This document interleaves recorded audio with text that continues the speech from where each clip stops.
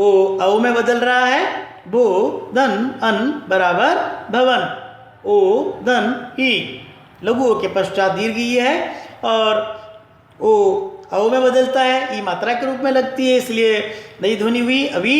और इस प्रकार से निर्मित शब्द है गो धन ईश बराबर गवीश, औ धन अ, दीर्घ ओ के पश्चात जब भिन्न स्वर आता है तो दीर्घ औ आओ में बदलता है, पौ धन अक बराबर पावक। तो हम देख रहे हैं किस प्रकार से ओ औ में औ आओ में बदलता है, नवीन ध्वनियों नवीन शब्दों का निर्माण होता है। औ धन ई, दीर्घ ओ के पश्चात लघु ई है, भिन्न स्वर है और आओ में बदलता है, ई मात्रा के रूप में लगती है। और एक ध्वनि हमारे सामने है आवी, न धन इक, और शब्द बनेगा नाविक, अ धन उ, दीर्घ ओ के पश्चात उक उ है और ओ आओ में बदला, उ मात्रा के रूप में लगा, भव धन उक भावुक। स्वर इस प्रकार से हम देखते हैं कि यण और अयादि संधि में स्वरों का मेल होता है, नई ध्वनियों नए शब्दों का निर्माण होता है।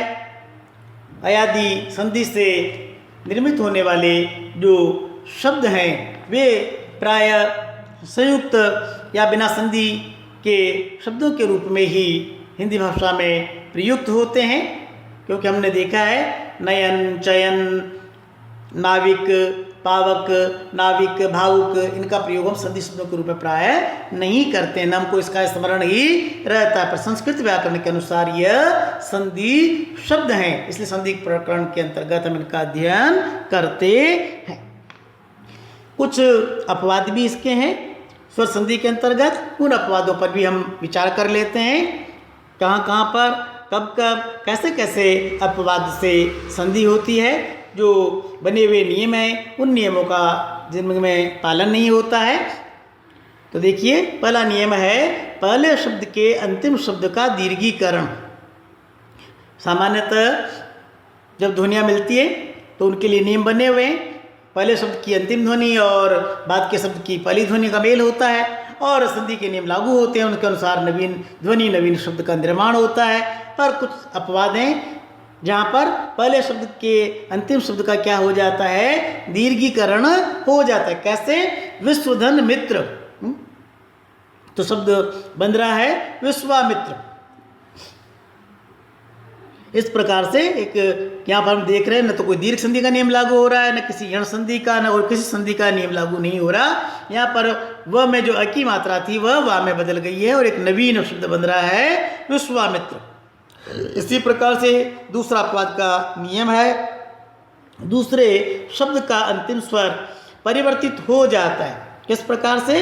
नवरात्रि, नवधन रात्रि, तो मिलकर नवरात्रि होना चाहिए था, पर यहाँ पर किसी प्रकार का कोई बने हुए संधि नियमों का पालन नहीं होता और जो शब्द बनता होता है नवरात्र, अर्थात रात्रि में जो ई की मात्रा है वह लुप्त हो जाती। नियम भी यही था, दूसरे शब्द का अंतिम स्वर परिवर्तन, दूसरा शब्द जो था उसका जो अंतिम स्वर था वह परिवर्तित हो गया और पहले नियम में जो पहले शब्द का अंतिम जो स्वर था उसका दीर्घीकरण हो गया था। वहाँ पर विश्व में जो व था वह उसमें जो अ था वह आ में बदल गया था, विश्वधन मित्र से विश्वामित्र बना था और यहाँ पर नवधन रात्रि से नवरात्र बनता है। इसी प्रकार से नियम है पहले शब्द के अंतिम स्वर का लोप, जो पहला शब्द है उसका जो अंतिम स्वर है वो लुप्त ही हो जाता है। किस प्रकार से?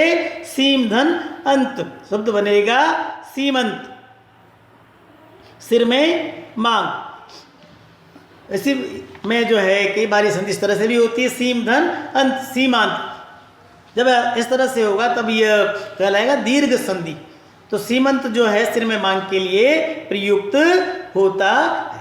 अब यहाँ पर आप कहेंगे कि ध्वनि कैसे लुप्त हुई? सीम में अ, अंत में भी अ, दीर्घ संधि के हिसाब से तो जो है अ और अ मिलकर के आ होना चाहिए था, पर हमारा जो संधि शब्द है उसमें सीमांत नहीं होकर सीमंत है। अर्थात यहाँ पर क्या हुआ कि जो पहला शब्द है उसमें जो अंतिम स्वर है म में जो अ मिला हुआ है वह लुप्त हो गया है और अंत का उसको मिलकर पूर्ण कर देता है। इस प्रकार से शब्द बन रहा है सीमंत। जिसका अर्थ होता है सिर में मांग, और सीम धन अंत का संधि शब्द अगर सीमांत बनता है तभी अपवाद नहीं कहलाकर ये दीर्घ संधि कहलाता है, क्योंकि म के म में जो असम्मिलित है वह और अंत में जो अ है दोनों मिलकर, दोनों एक ही वर्ग के स्वर हैं, दोनों मिलकर आ में बदल जाते हैं। इसी प्रकार से एक और नियम है आरंभिक स्वर में परिवर्तन। जब दो ध्वनियाँ मिलती है तो संधि के और कोई नियम लागू नहीं होते, परंतु जो आरंभिक स्वर है, पहला जो शब्द है उसका जो आरंभिक स्वर है उसमें परिवर्तन हो जाता है। कैसे देखिए, व्यवहार धन एक व्यावहारिक, तो हम यहाँ देख रहे हैं व्यवहार में तो अ था और व्यावहारिक में जो अ था वह आ में बदल गया है। इसी प्रकार से ए में बदल जाता है। वेद धन एक, यहाँ पर लघु वेद में जो है ए है वह लघु था, और जब दोनों का मेल होता है तो वह बदल जाता है। और किस प्रकार से शब्द बनता है, वो शब्द बनेगा वैदिक। जो लघु ए था वह दीर्घ ए में बदल गया है, वो हो गया है वैदिक, यानी आरंभिक स्वर में परिवर्तन हुआ है। जहाँ पर ध्वनियाँ मिल रही वहाँ पर परिवर्तन नहीं हुआ, उससे आगे जो शब्द का पहला अक्षर है, पहली जो ध्वनि है वहाँ पर परिवर्तन हुआ है। इसी प्रकार से देखिए योग धन एक ग और ई समीप आ रहे हैं, पर परिवर्तन कहाँ हो रहा है, यो में। यो में जो ओ की मात्रा है लघु है, वह जब दोनों योग और इक का मेल होता है उसके पश्चात जो नवीन शब्द बनता है वह होगा यौगिक, या अर्थात योग में जो लघु ओ की मात्रा थी वह दीर्घ औ में परिवर्तित हो चुकी है। इस प्रकार से हम देखते हैं कि संधि में ध्वनियाँ समीप आती हैं, परिवर्तन होते हैं, प्राय समीपस्थ ध्वनियों में ही परिवर्तन होते हैं, दोनों ध्वनियाँ मिलकर बदल जाती हैं, दोनों में से कोई लघु से दीर्घ हो जाती हैं या कोई नवीन ध्वनि उत्पन्न करती हैं, कुछ अपवाद के भी नियम हैं। इस प्रकार से हमने संधि प्रकरण के अंतर्गत स्वर संधि के पांचों भेद अर्थात दीर्घ संधि, गुण संधि, वृद्धि संधि, यण संधि, अयादि संधि और उसके अपवादों का अध्ययन कर लिया है, और अब हमको इनका निरंतर अभ्यास करना है।